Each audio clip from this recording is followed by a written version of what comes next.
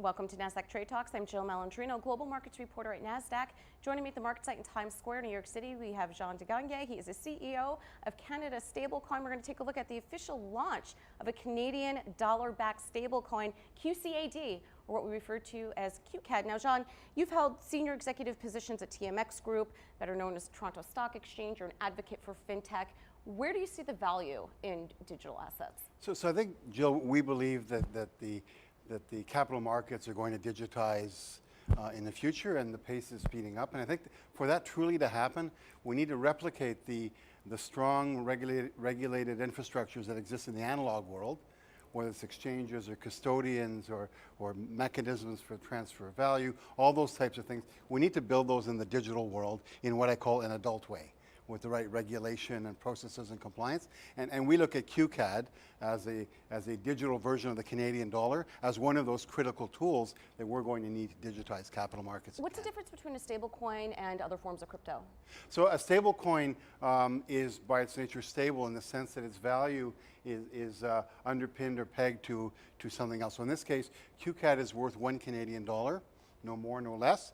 It's worth that today, it'll be worth that next year, 10 years from now. Whereas many other cryptocurrencies have value that's tied either to an underlying asset or like Bitcoin, just to the intrinsic value of having a Bitcoin. So by virtue of being tied to a dollar, they're effectively stable, and people can rely on them as representing a dollar at any point in the future. So how or where can QCAD be used? Is this designed for mass market?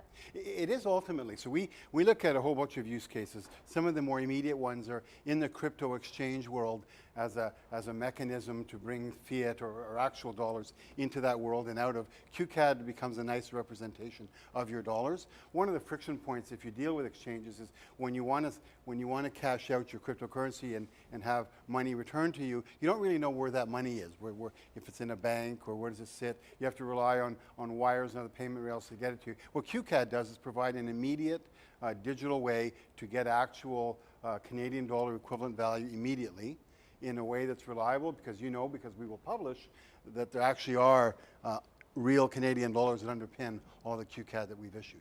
All right, now do you think Canada will issue a digital dollar? We know China's working on it. Chairman Powell, in front of the Senate Banking Committee on February 11th, acknowledged the digital asset structure and that there could potentially be a use for them. Do you think Canada's going to get on board with that? I think so. Maybe I'll add one or two more use cases quickly, and then I'll go back to Canada.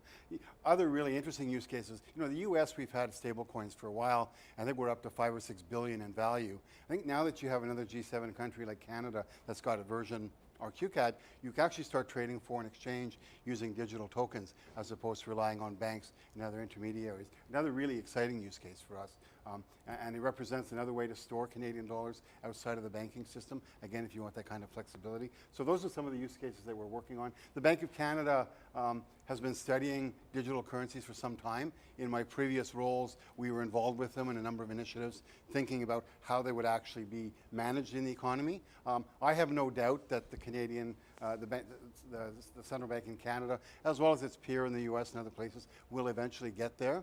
For them, it's a much more complex undertaking. They've got to work through monetary policy and all those other matters. And so, yes, it will happen, but it won't be tomorrow. All right, to wrap up here, equity and bond trading, do you think this structure will eventually evolve into what you're seeing happening with digital assets? Because the technology exists. There's no reason that you can't tokenize a bond or a stock, or in fact, any other asset. And once you have a way to settle that security, so if I sell you a bond, call me crazy, I'd like to get money right away. And if you have something like a QCAD that's a digital version of a dollar that's backed by a dollar that can trade in the same immediate, immutable way as the underlying tokenized security can, you have a really powerful capital markets that doesn't rely on the friction and the 1 or 2 day delays you have in settlement. And so, I don't think it's for tomorrow. There's a lot of regulatory issues that need to be worked through, but there's absolutely no reason why you couldn't have a market with stocks and bonds tokenized against stablecoins. I mean, theoretically, the technology that exists, I can trade directly on the exchange. You don't need a middle person.